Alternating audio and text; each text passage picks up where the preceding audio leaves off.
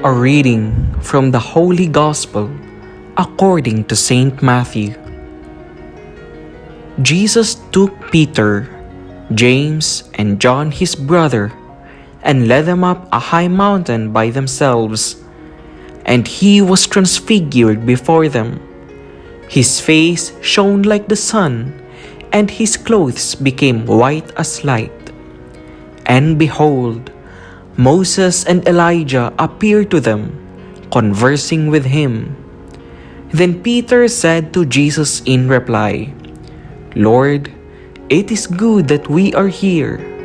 If you wish, I will make 3 tents here, one for you, one for Moses, and one for Elijah." While he was still speaking, behold, a bright cloud cast a shadow over them. Then from the cloud came a voice that said, "This is my beloved Son, with whom I am well pleased. Listen to him." When the disciples heard this, they fell prostrate and were very much afraid.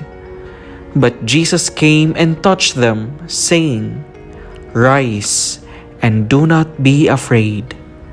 And when the disciples raised their eyes, they saw no one else but Jesus alone. As they were coming down from the mountain, Jesus charged them, "Do not tell the vision to anyone until the Son of Man has been raised from the dead." The Gospel of the Lord.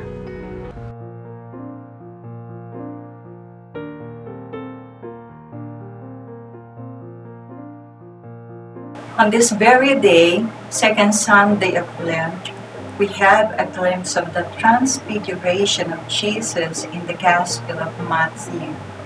This narrative of Jesus' transfiguration can be found also in the Gospel of Mark and Luke.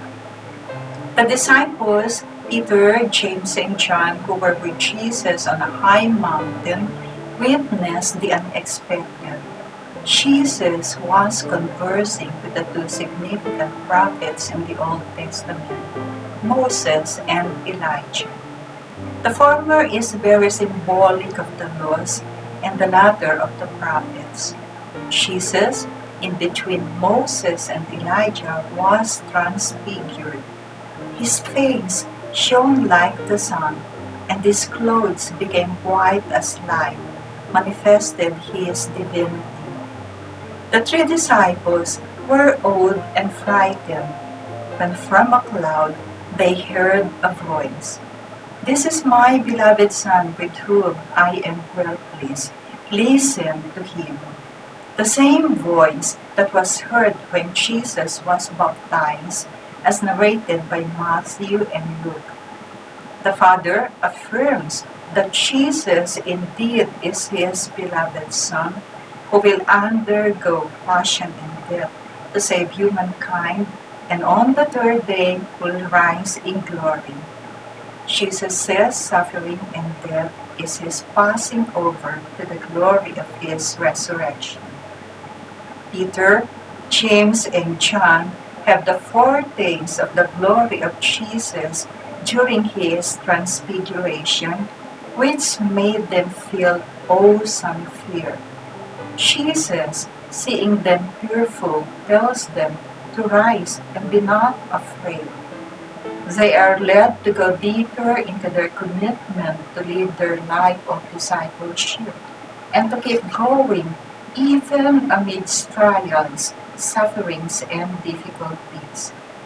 Our 40-day journey with the Lord this Lenten season is an opportune time for us to return to Him who speaks to us through His living word in the Scriptures, circumstances in our daily life, and social realities around us. We are challenged to be sensitive, attentive, and listen to His voice.